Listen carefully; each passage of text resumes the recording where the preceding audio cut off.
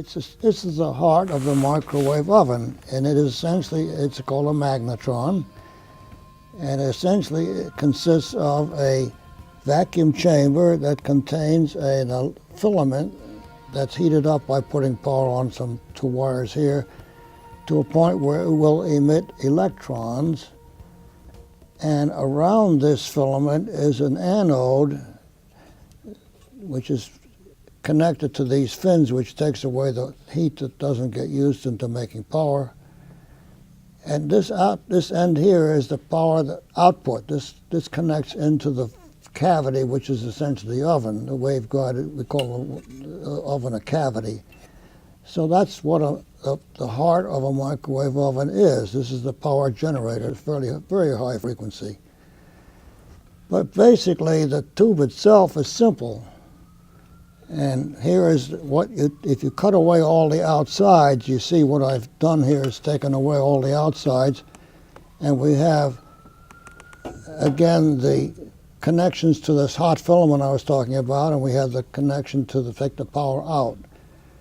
And then your question is, well, how does it make power? So we took one of these apart,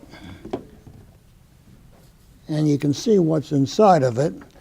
I was telling you about a filament. This filament has broken, but there's usually a spiral of tungsten or thoriated alloy tungsten connecting between this point and this little shell here, and that's the thing I was talking about getting hot. And the electrons that are emitted by that filament, when you put voltage between that filament and this anode, would ordinarily just zing right straight across and nothing would happen. But there's a magnet here. That's what this black thing is. It's a magnet. So when electrons start to move in one direction, the magnet turns them. And depending on the voltage, it turns faster or slower. So now we've got the electrons whirling around in a circle around this filament. And they're not going over to connect to this copper anode. Now you notice the anode isn't a solid piece of metal. It's got some veins. These are designed to be resonant at the frequency that we want. Resonance is like when you have a person on a swing and you want to make them go faster, higher. You push them at the right time, so that each time you push, it goes faster. Instead of hitting them when they come back at you, you're going to stop them.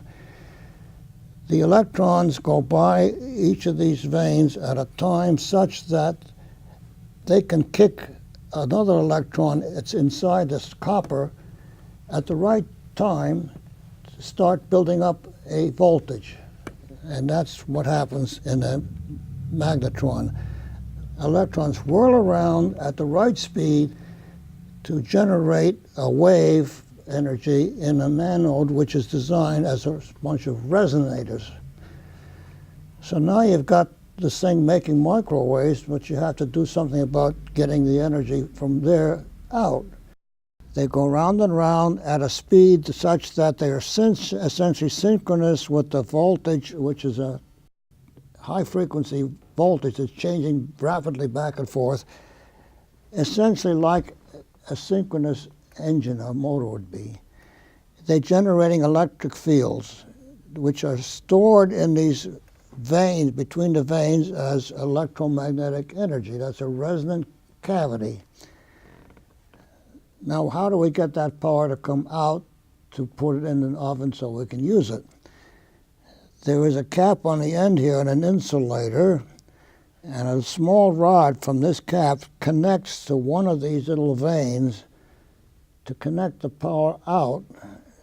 And by mounting this probe in the side wall of the oven cavity, which you can see here, you mount that to the wall of the cavity and stick this inside essentially the oven.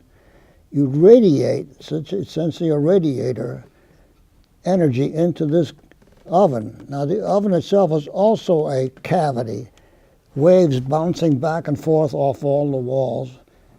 And if there's a piece of material in the cavity, like a food item, they impinge on the food. And in the process, the food absorbs the energy and gets hot.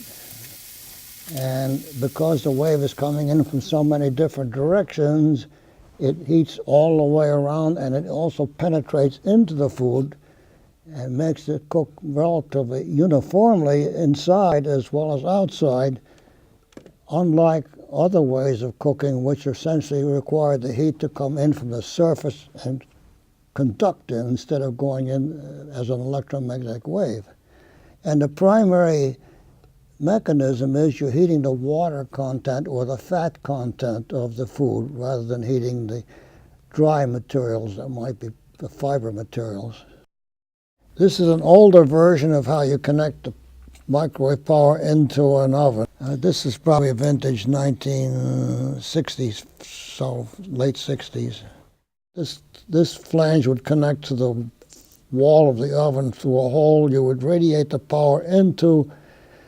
Essentially, in the oven, there's a little thing called a waveguide, which gets energy from this probe. And the waveguide is essentially a square piece of tubing that goes down to a hole in the oven wall to radiate the food.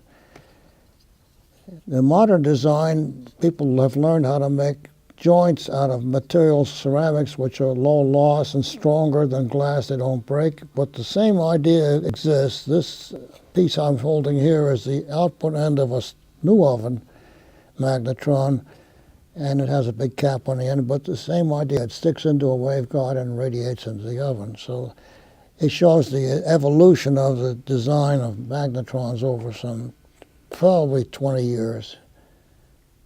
You know, the advent of metal to ceramic joining, which people like Jim Baggs and Ralph Bonnelly pioneered, made a whole world of difference. It's mechanically stronger, it's electrically less lossy, and you can see it's just the way to go. This thing is so fragile, if you bump it, you're going to break it like a glass lamp bulb. So this is again, technology advances as time goes on.